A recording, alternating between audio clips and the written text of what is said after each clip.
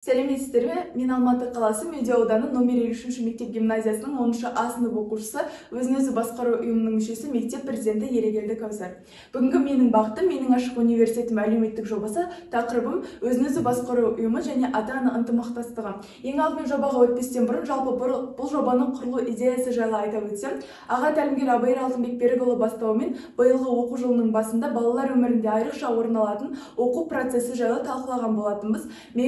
Жалпы өзін-өзі басқару ұйымы мектеп ата-ана оқушы арасындағы ынтымақтастықты нығайту барысындағы жұмысын бастап кеткен болатын. Менің мақсатым өзіммен бірге достарыма да тиімді жағдай жасау болып табылады. Енді кезекте жобаға өтетін болсақ, жоба өзектілігі. Қазіргі таңда өздеріңіз білесіздер, балалар әлеуметтік желіге тәуелді болып келеді.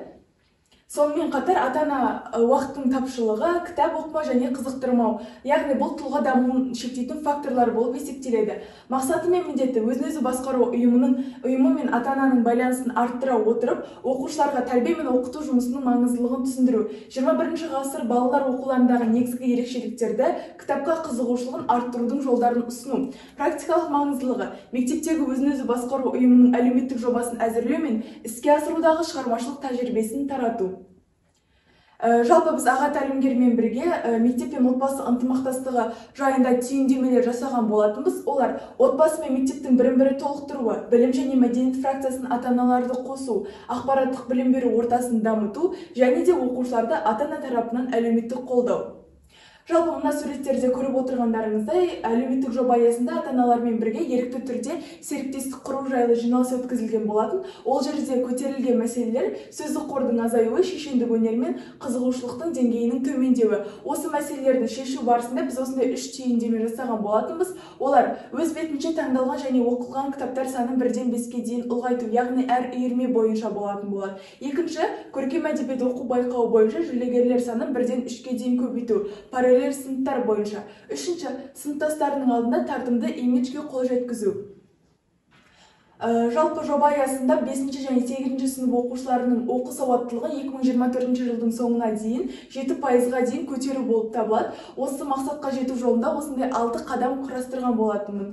Бірінші, балаларды мектептің базалық мүмкіндігіне қарай оқуға қызығушылығын дамыту. Екінші, оқу сауаттылығын 21%-дан 28%-ға дейін мәтінмен жұмыс арқылы көтеру. Үшінші, 5-ші және 8-ші сыныптар үшін білім бәйгесі, ал ата-аналар мен оқушылар арасындағы кітапфест байқауын ұйымдастыру. Төртінші, өзін-өзі басқару ұйымының әр фракцияларының жоба бойынша жұмысын жандандыру. Бесінші, көркем әдебиет оқу бойынша үйірмелер санын жас ерекшелігіне сай көбейту. Алтыншы, 2023-2024 оқу жылына қазақ тілі әдебиеті мен пән мұғалімдермен бірге жоспар құрып жұмыс жасау.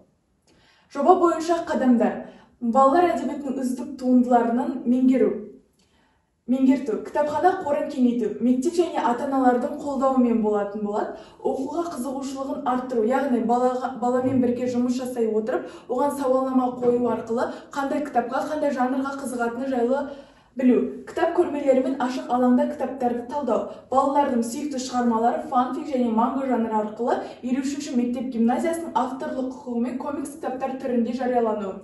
Мәнерлеп оқу бойынша барлық оқушыларды әдеби кітаптар оқуға тарту, қызықтыру. Мектептегі жоба бойынша байқаулар, үйірме жұмыстарын, челлендж марафондарды көрсететін YouTube, TikTok, Telegram каналдарын құру. Мегамаз білім бәйгесі марафонның авторлық бағдарламасын жасау.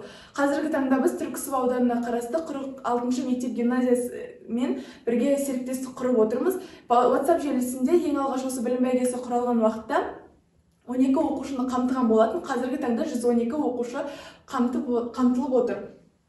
Ендігі жаңа айтып өткенімдей, балаларға тек қана оқу процесін ұғындырып түсіндіру ғана емес, сонымен қатар ынталандыру әдістерінде ұйымдастырған болатынбыз. Ол жерге тынығу лагерлер, киноға, театрға жолдама, ал мадақтамалар беру, диплом, грамота. Түрлі арналарда, марафондардан түскен қаражат балалар мен мұғалімдердің жұмысын көтеруге бағытталатын болады. Жалпы мына суреттерде көріп отырғандарыңызда 2022-2023 оқу жылындағы білім бәйгесінің қорытындысы болып табылады. Ал бұл жерде біз номер 6-шы қалалық кітапханасы мен Бегалин атындағы кітапханамен әдеби кеш өткізген болатынбыз. Білім бәйгесі қатысушылар саны 5 және 7 сынып арасындағы оқушыларды қамтиды. Жүлдегерлер міндетті түрде ақшалай, яғни қаржылай сыйлық алатын болады. Биылғы жылда біз Құдайға телефон соққан бала және 16 жасар чемпион шығармаларын оқыған болатынбыз. Білім купоны ынталандыру жүлделері. Бұл жерде біз білім бәйгесіне бірінші орынға 40 мың, екінші орынға 30 мың, үшінші орынға 20 мың теңге берілетін болады.